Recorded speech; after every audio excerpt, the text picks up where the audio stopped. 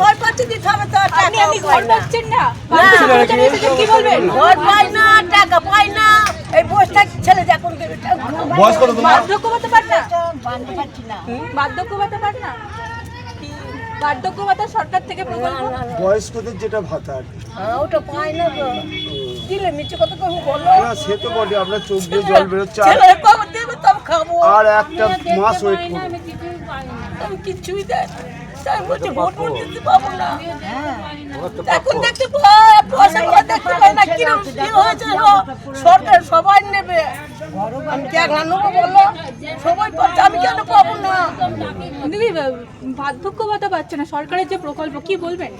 দেখুন, এরা মানুষের কান্না, মানুষের কষ্ট এদের হৃদয়ে স্পর্শ করে না। এদের মধ্যে মানবিকতা বলে কোনো জিনিস নেই। একজন বয়স্ক মা, তার এত বয়স, তাকে কোনো ভাতাই দেওয়া হয় না, তার ঘর পর্যন্ত করে দেওয়া হয় না, তিনি কাঁদছেন।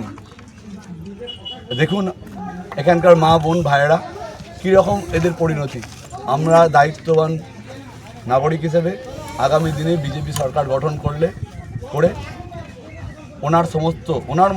ওনার মতো যে সমস্ত মানুষ রয়েছে তাদের প্রত্যেকের ব্যাপারে সচেষ্ট হয়ে তাদের সমস্যার সমাধান করা হবে। আগামী দিনে সিঙ্গুরে শিল্পের ঘোষণা করা হয়েছে আমাদের সংকল্পপত্রে। শুধু তাই নয়, এই রাজ্যে সমস্ত মাতৃকুল অন্নপূর্ণা ভাণ্ডারের জন্য 3000 টাকা পাবেন, এটা অঙ্গীকারবদ্ধ।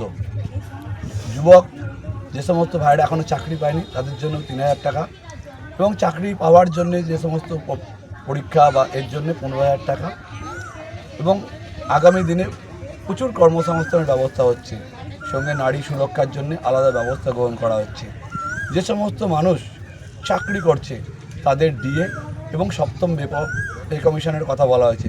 শুধু তাই নয়, যারা আশা কর্মী, অঙ্গনারী কর্মী, যারা করোনা থেকে আরম্ভ করে যে কোনো পরিস্থিতিতে মানুষের ঘরে পৌঁছায়, তাদেরও কিন্তু সাম্মানিক, তাদের কিন্তু ভাতা, তাদের কিন্তু বাড়ানোর পরিকল্পনা করা হয়েছে। যারা পার্শ্ব শিক্ষক তাদের ক্ষেত্রেও চিন্তাভাবনা করা হয়েছে।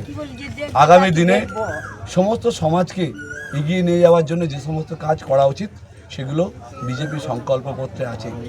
আগামী দিনে মানুষ বিজেপিকে বাংলায় আনবে, সিঙ্গুরে আমাদের জয় আসবেই। আমরা মানুষের পাশে থেকে মানুষের সমস্যার সমাধান করব আন্তরিকতার সঙ্গে, সদিচ্ছার সঙ্গে।